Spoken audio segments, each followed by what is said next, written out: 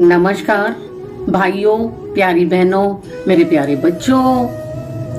आज आपकी दादी नानी आपके लिए फिर हाजिर है कहानी सुनाने के लिए।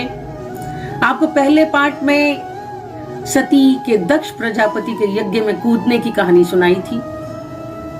मरते समय सती जी ने श्री हरि से आशीर्वाद मांगा था कि मेरा जन्म जन्म शिव जी के चरणों में अनुराग रहे। इसलिए उन्होंने हिमाचल के घर में जाकर पार्वती के रूप में जन्म लिया। जब से उनका जन्म हिमाचल के घर हुआ, वहां पर रिद्धि सिद्धि संपत्ति सब आ गया। ऋषियों के सुंदर आश्रम बनाए गए, नदियों में पवित्र जल आता है, पशु पक्षी मनुष्य सब सुखी हो गए। नारद मुनि उमा के दर्शन करने हिमाचल के घर में गए तो उनका खूब स्वागत सत्कार किया गया। हिमाचल ने मुनि से कहा, आप तीनों कालों को जानते हैं, अतः विचार कर इस कन्या के गुण दोष बताएं। नारद मुनि ने हंसकर कहा, तुम्हारी कन्या गुणों की खान है, सुंदर सुशील समझदार है। उमा अंबिका और भवानी इसके नाम हैं। सारे जगत में इसकी पूजा होगी। संसार में पतिव्रती स्त्रियां इसका नाम लेंगी, लेकिन इसको पति योगी जटाधारी निष्काम हृदय नंगा मंगल वेश वाला पति इसको मिलेगा। नारद मुनि की वाणी सुनकर हिमवान और मैना दुखी हुए, लेकिन पार्वती जी बहुत प्रसन्न हुई। वो जानती थी कि उनकी वाणी कभी असत्य नहीं हो सकती और ये पुरुष केवल शिव जी हैं। प्रेम को उन्होंने मन में छुपा लिया। माता पिता ने नारद जी से पूछा कि क्या उपाय करें। नारद जी ने कहा कि भाग्य का लेख कोई नहीं मिटा सकता, पर यह सब दोष शिव जी में है। यदि शिव जी के साथ इसका विवाह हो जाए तो दोष भी गुण कहलाएंगे। जैसे विष्णु जी शेषनाग पर सोते हैं, पर कोई उनको बुरा नहीं कहता। सूर्य अग्नि गंगा जी में सब कुछ जाता है, लेकिन उसे कोई दोष नहीं कहता। महादेव जी की आराधना मुश्किल है, लेकिन है तो भोलेनाथ, बहुत जल्दी प्रसन्न भी हो जाते हैं। तप करने से बहुत जल्दी प्रसन्न होते हैं। तुम्हारी कन्या तप करे तो शिव जी को छोड़कर दूसरा कोई वर इसके लिए नहीं है। भगवान का स्मरण करने पार्वती जी को आशीर्वाद दिया। मैना जी बहुत उदास हुई, लेकिन पिता ने कहा, जिसने पार्वती जी को रचा है वे ही कल्याण भी करेंगे, उसे कहो कि वह तप करे।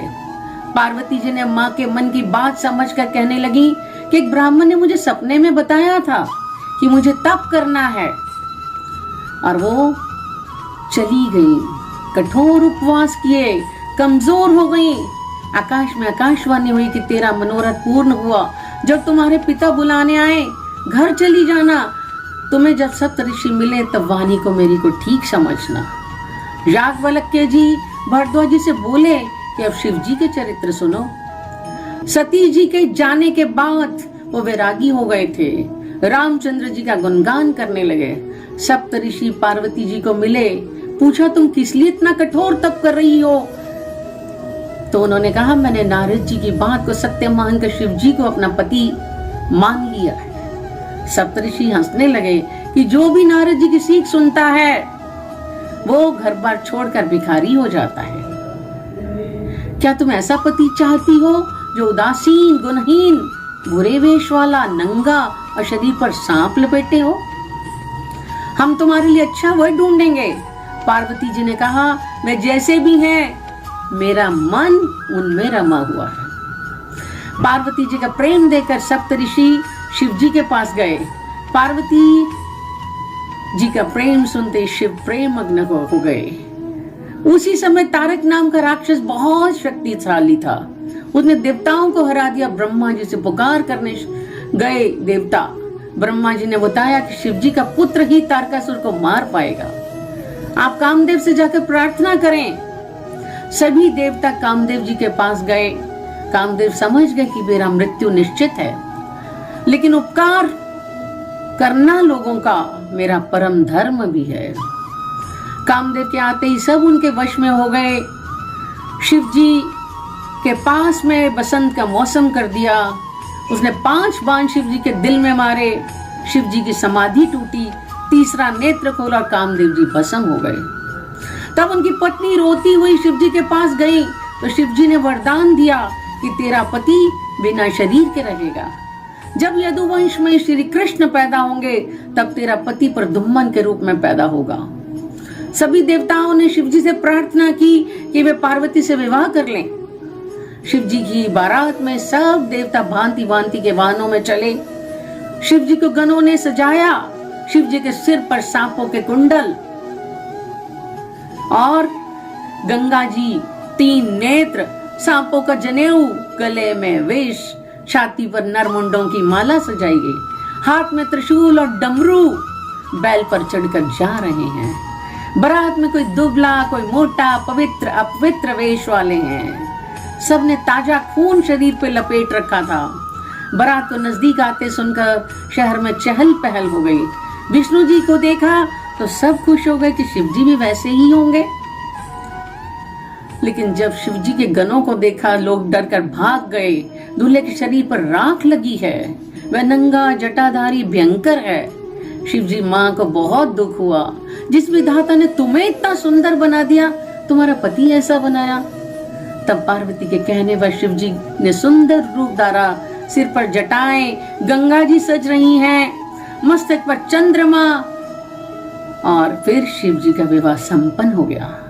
शिव पार्वती के साथ कैलाश पहुंचे और 6 मुख वाले पुत्र स्वामी कार्तिक जी का जन्म हुआ, जिन्होंने बड़े होकर तारकासुर को मार दिया। ये कहानी हमें सिखाती है कि सिर्फ बाहरी गुणों को देखकर हमें अंदाजा नहीं लगाना चाहिए कि कौन कैसा है। All that glitters is not gold। जो सिर्फ हर चमकने वाली वस्तु जो होती है वो गोल्ड नहीं होती, सोना नहीं होती। ऐसे ही हम बाहर से नहीं पहचाने, सबके गुणों को पहचाने। आप सबको बहुत बहुत प्यार। ईश्वर आप पर प्रसन्न रहे, संपन्न रहे और हमारे बच्चे संस्कारित हों। जय श्री राम, जय भोलेनाथ।